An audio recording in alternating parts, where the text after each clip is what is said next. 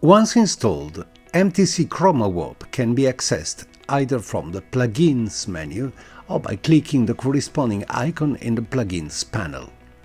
Although the user interface is simple, it is worth examining it in detail to familiarize yourself with its functions and make the most of this extraordinary plugin.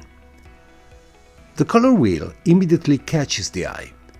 It represents two of the three fundamental color parameters: hue, which changes depending on the angle, and saturation, which increases as we move away from the center. The center point has zero saturation and represents neutral colors. Brightness is not included in the color wheel, but can be controlled separately. The wheel has 6 control points, represented by colored circles and arranged at 60 degrees intervals around the circumference. These points can be dragged to any position inside the circle. For example, moving the green point towards the center desaturates the green area until it turns gray. If we move beyond the center, the saturation increases, but the hue shifts towards red. Below the wheel are 6 color tiles. These correspond to the points on the wheel and take on their color. When a point is moved, the corresponding tile splits in two along the diagonal. The top part represents the original color and the bottom part represents the new color. Clicking on a tile highlights the corresponding ray on the wheel. Similarly, clicking on a point highlights the corresponding tile. The 2 rectangles below the tiles represent the initial and final colors of the tile. Immediately below, there is an arrow that gives access to a menu with 6 sliders, which allow us to change the color, plus 2 additional auxiliary sliders. We will examine these shortly. Clicking on the left rectangle, which represents the original color, opens the color selector. This allows us to choose a new input color for the selected ray.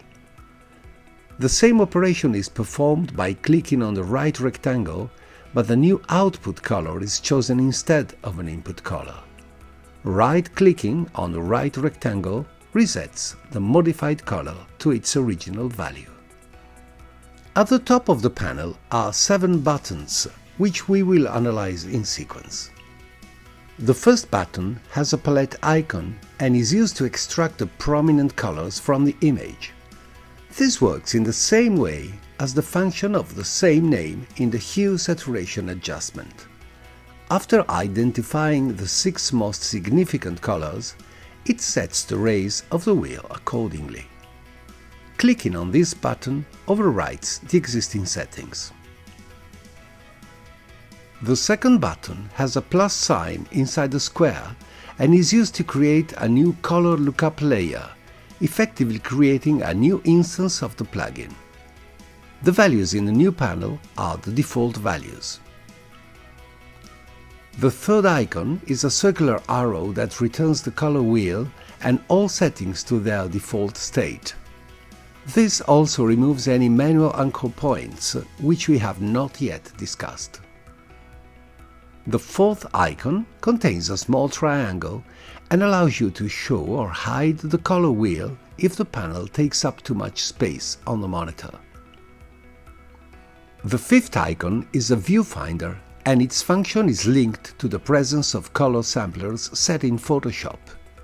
If no sampler has been set, nothing happens when you click on it. Otherwise, the document's color samplers, up to 10, are read and set as manual anchor points, known as pegs. The plugin will ask you to confirm the operation. If you accept, viewfinder-shaped points will appear in the color wheel. These points are fixed, meaning they correspond to colors that we do not want to change. We can also add anchor points manually or remove existing ones. To do this, we need to access a hidden function. With the panel active, pressing the V key on the keyboard, brings up two buttons with circled plus and minus signs. Activating the first button and clicking on the color wheel adds anchor points, while activating the second button and clicking removes them. Pressing the V key again restores the panel to its normal appearance. Another way to add an anchor point is to use the eyedropper visible in the sixth button. Clicking on this opens the color picker, which allows us to select a color directly from the document.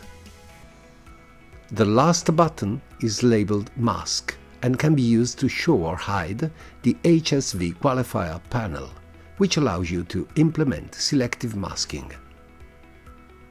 Before we go into detail about the slider and masking panels, let's try out the main functions of the plugin.